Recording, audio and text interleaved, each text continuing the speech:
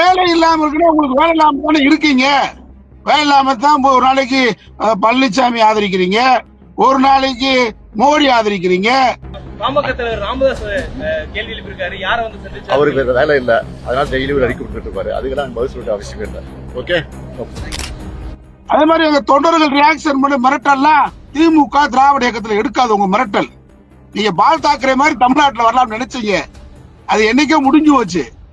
கொண்டிருக்கின்ற முதலமைச்சர் இது எங்களால் ஏற்றுக்கொள்ள முடியாது. முதலமைச்சர் அவர்கள் முதலில் ஐயாவுக்கு வருத்தம் தெரிவிக்கணும், இல்ல மன்னிப்பு கேட்கணும். இல்ல எங்க தொண்டர்களுடைய உணர்வை கட்டுப்படுத்த முடியாது. மண்ணுக்கு என்ன பண்ண, நீ இந்த மண்ணுக்காரன் இல்ல, நான் இந்த மண்ணுக்கு சாதிச்சிருக்கேன் நிறைய, உன்னை சந்திப்பு எனக்கு அவமானமா இருக்குன்னு சொல்லி ஒரு சாதிய ரீதியாக அவர் தான் பேசியிருக்கிறார். அதனால முதலமைச்சர்கிட்ட வருத்தமும் மன்னிப்பும் கேட்க வேண்டியது உங்க தந்தையாரை தவிர முதலமைச்சர்